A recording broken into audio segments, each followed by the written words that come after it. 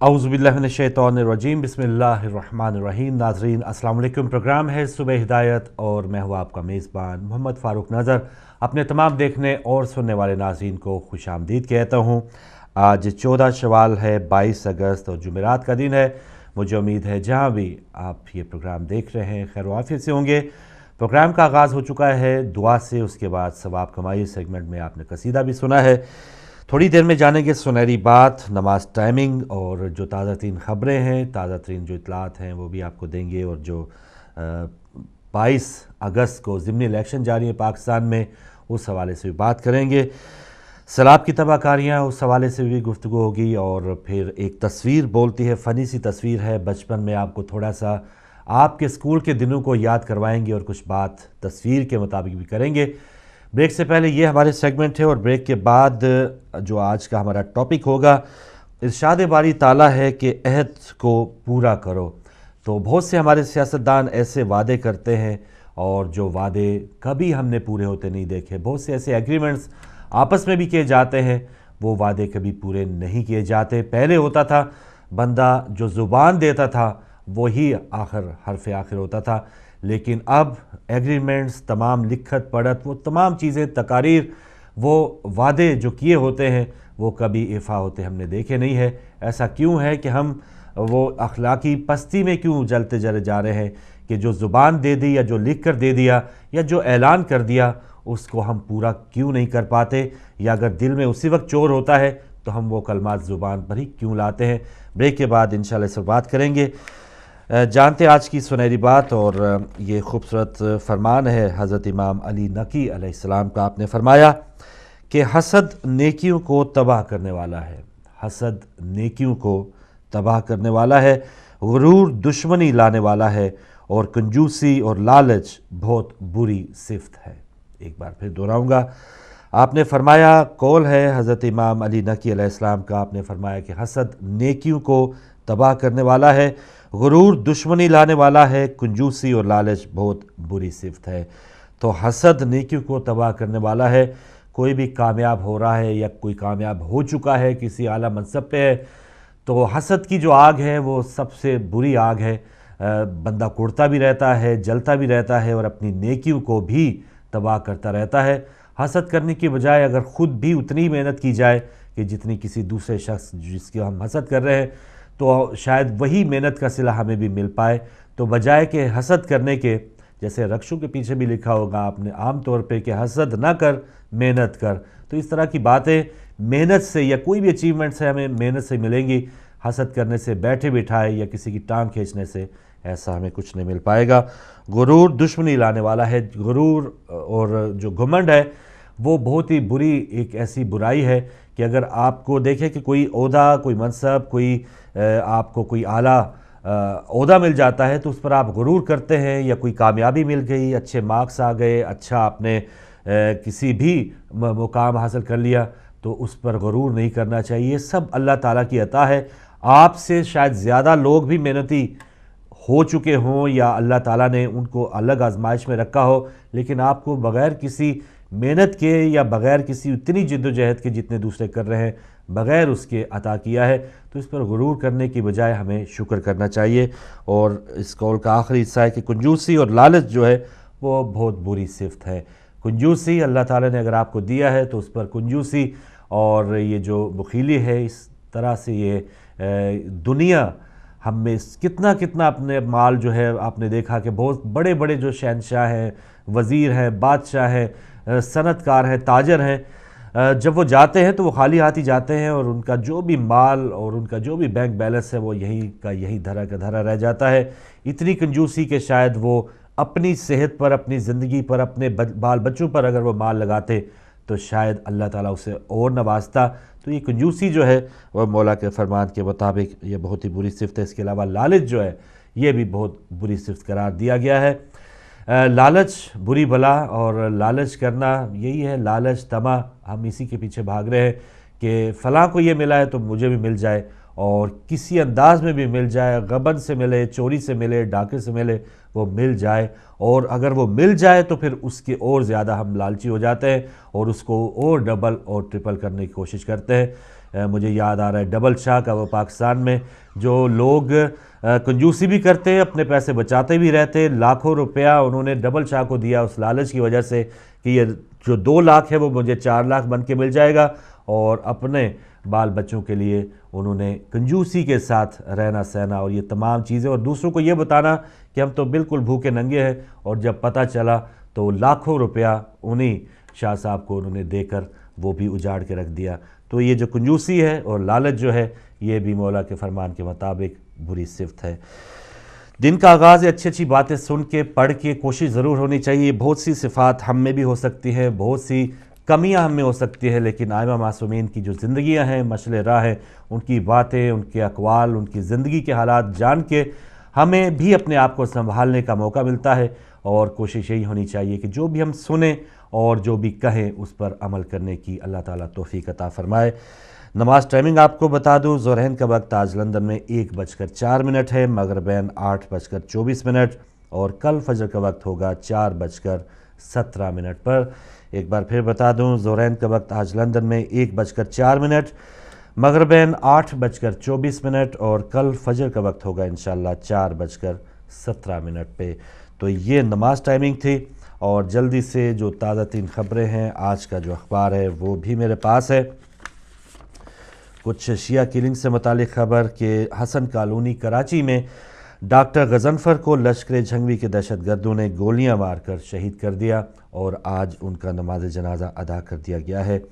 Doctor Ghazanfar اور ایسے بہت سے ڈاکٹرز، ایسے بہت سے انجینئرز، مجسٹریٹ، اور جناب باقر صاحب جو جسٹس ہیں سندھ ہائی کورٹ کے، اس کے علاوہ کوئٹہ ہائی کورٹ کے مجسٹریٹ جو ہیں، جسٹس ہیں، ڈاکٹرز ہیں، تمام جو لوگ جو قوم کی خدمتگار ہیں، قوم کے لیے مفید ہیں، ان کو بھی راستے سے ہٹایا جاتا ہے، اور پھر بعد میں پھر ایسی جگہوں پہ بھی دھماکے کرنے کی کوشش کی جاتی ہے جہاں پر زیادہ شیعہ افراد، چاہے وہ کوئی بازار ہے، چاہے مسجد، امام بارگاہ، وہاں پر بھی شیعہ کلنگ کا سلسلہ جاری ہے۔ اور یہ کراچی سے افسوسناک خبر ہے حسن کالونی سے کہ ڈاکٹر غضنفر لشکر جھنگوی کی گولیوں سے شہید ہو گئے ہیں۔ آپ دیکھ لیں، کوئی بھی بچہ یا کوئی بھی جو ڈاکٹر بنتا ہے، کتنی زیادہ محنت کے بعد اس کو وہ صلہ ملتا ہے، اس کو وہ منصب ملتا ہے، اور ڈاکٹر ایک ایسا مسیحا ہے کہ وہ یہ نہیں دیکھتا کہ یہ میرے پاس جو مریض آیا ہے یہ سنی ہے، شیعہ ہے، کون سے مسلک کا ہے، کون سے مذہب کا ہے، کون سی زبان بولتا ہے، اس کا کام یہی ہے کہ اس کو صحت کے لیے جو بھی اس کا وسیلہ وہ بن رہا ہے، اس کی صحت کے لیے وہ معاون اور مددگار بن جائے۔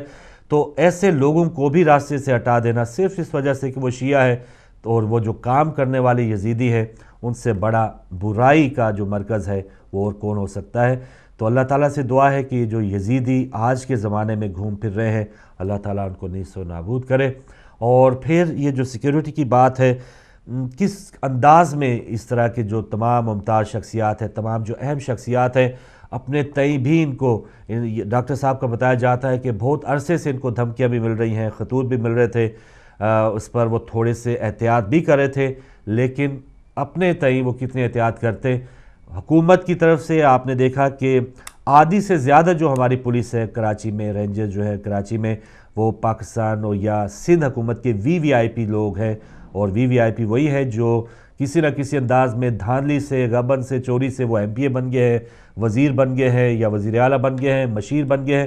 ایسے لوگوں کے اوپر جو پولیس والے ہیں، ان کی تعیناتی ان کی حفاظت کے لیے بہت زیادہ ہے، کیونکہ وہ ہمارے بہت ہی قیمتی لوگ ہیں، اور ایسے لوگ جو واقعی خدمتگار ہیں، لوگوں کی خدمت کر رہے ہیں، ان کے اوپر ایک پولیس والا بھی تعینات نہیں کیا جاتا، اور ایسے افراد کو بالکل نہتا پا کے جو دہشت گرد ہیں وہ اپنا مذموم کام کرنے میں کامیاب ہو جاتے ہیں۔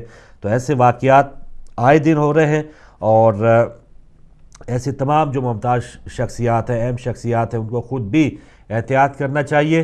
اور حکومت کا جو کام ہے، خدا کے لیے اگر وہ حکومت، ہم بار بار یہی کہتے ہیں، کوئی بھی حکومت آ جائے، کل کے مجھے کالر یاد آ رہے ہیں، ان کو کوئی پرواہ نہیں تھی، انہوں نے بھٹو صاحب کی بھی تعریف کی اور پرویز مشرف کی بھی تعریف کی۔ ہم بات کرتے ہیں جمہوری دور بہت اچھا ہوتا ہے، ہم بات کرتے ہیں کہ آمرانہ دور بہت اچھا ہوتا ہے یا برا ہوتا ہے۔ کوئی بھی بندہ اگر ذی شعور ہے، کسی نے عوام کی خدمت کی ہے، ان کو سن 74 میں اگر یا 75 میں کسی نے 10 روپے بھی دیے تھے تو وہ ان کو یاد ہے، وہ ان کو سلام کریں گے، اچھے لفظوں میں یاد کریں گے۔ اور کوئی کسی نے وردی پہنی ہے، کسی نے کیا کچھ بھی کیا ہوا ہے، اگر اس نے کسی کو میرٹ پہ نوکری دی ہے تو ان کو تب بھی یاد ہے. تو عوام جو ہے وہ کسی ایسے ہی لیڈر کی انتظار میں ہے کہ جو ان کے کام آ سکے, ان کے دکھ درد میں وہ شامل ہو پائے. اور یہاں کل پرسوں جو خطاب ہم نے وزیر اعظم صاحب کا سنا, اور ان کے جو پہلے وعدے تھے, ان کی جو پہلے باتیں تھیں الیکشن سے, وہ اس کے بالکل برعکس ہے. اب تو وہ کہتے ہیں کہ ہمارے پاس کچھ بھی نہیں ہے. اور ایون جو اگلی خبر میں آپ کو دوں گا کہ زیارت میں جو قائد اعظم ریزیڈنسی کی بے حرمتی کی گئی, دہشت گردوں نے توڑ پھوڑ کی, گرا دیا, اس کا ابھی تک تعمیراتی کام اس کا آغاز نہیں ہو پایا. تو یہ زیارت, یہ پاکستان کے جو بانی قائد اعظم رحمۃ اللہ علیہ, پہلے تو سب سے بڑا سانحہ یہ تھا. اور نواز شریف ہر جگہ جاتے ہیں, ہر جگہ ان کا ہیلی کاپٹر گھوم پھر سکتا ہے. سعودی عرب بھی وہ عمرے کے لیے گئے, کاش وہ آتے جاتے کہیں وہاں پہ زیارت اسی ریزیڈنسی پر 2 منٹ کے لیے حاضری دیتے اور دیکھتے کہ یہ کیا نمونہ نظر آ رہا ہے, کہ کیا پاکستان بنانے والوں کے لیے یہ ہمارے لوگ کیا خدمات سر انجام دے رہے ہیں. وہ جو دہشت گرد ہیں وہ تو اپنے کام میں ہی ہیں, لیکن جو ہمارے اپنے بن کے یا ہمارے وزیر اعظم بن کے وہ کہتے ہیں کہ اے میرے عزیز ہم وطنوں, میں ہی ہوں آپ کا سارا کچھ, تو وہ لوگ بھی پتہ نہیں کس اپنے کھال میں آ کے ہمارے ایسے مسیحا بننے کی کوشش کر رہے ہیں.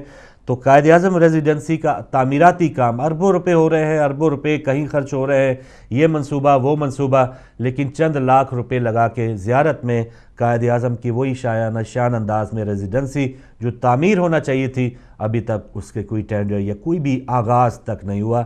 تو یہ بہت ہی قابل مذمت بات ہے صوبائی حکومت کے لیے بھی. اور بالکل جو قائد اعظم کے نام پہ آپ ان کے جلسے دیکھیں, آپ ان کی تقاریر دیکھیں, ان کے پیچھے قائد اعظم کی تصویر کل پرسوں بھی دیکھی ہوگی آپ نے میاں صاحب کی تقریر میں, قائد اعظم کی تصویر اوپر ہوگی, قائد اعظم والے نوٹ ان کی جیبوں میں ہوں گے, لیکن قائد اعظم ریزیڈنسی کی تعمیر کے لیے ان کے پاس کوئی پیسہ نہیں ہے. عجیب و غریب یہ سلسلہ ہے. اور قائد اعظم کے نام پہ یہ لوگ ووٹ لے کے آتے, کہتے کہ ہم ہی مسلم لیگ ہیں اور ہم ہی ان کے نام کو آگے بڑھائیں گے, ہم ہی ان کا جو مشن ہے ان کو جاری رکھیں گے, لیکن ان کے لیے اپنے لیے پیسے ہیں, قائد اعظم ریزیڈنسی کے لیے ان کے لیے 1 روپیہ بھی نہیں ہے.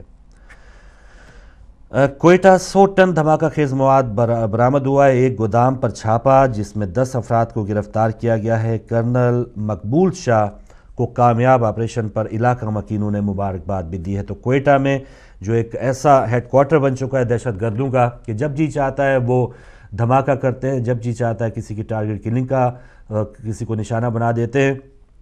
تو ایک اچھی خبر کوئٹہ سے ملی کہ 100 ٹن دھماکہ خیز مواد جو ہے وہ ایک گودام سے ملا ہے. گودام کے مالک کو گرفتار کیا گیا, اس کے علاوہ 10 افراد کو مزید گرفتار کیا ہے. اور ایسا کام کرنے پہ جو افسران ہیں, بعض اوقات جو تنقید کرتے ہیں وہ ان افسران پہ, ان لوگوں پہ تنقید کرتے ہیں جو وردی پہن کے بھی اپنی ڈیوٹی صحیح طور پہ سر انجام نہیں دیتے. لیکن یہاں پہ وہاں جو تمام جو گودام جس نے چھاپا مارا کرنل مقبول شاہ, اس کو ہم بھی مبارکباد پیش کرتے ہیں, اور علاقہ مکین جو کوئٹہ کے علاقہ مکین ہے ان کی طرف سے بھی ان کو مبارکباد کے پیغامات بھیجے گئے ہیں. امریکی محکمہ خزانہ کی رپورٹ میں پشاور میں مدرسہ قرآن و حدیث طالبان اور دیگر دہشت گردوں کو خودکش حملہ آور مہیا کرتا ہے. اس سلفی اہل حدیث مسلک سے تعلق رکھنے والے مدرسے کے انچارج نے اس کی تردید کی ہے.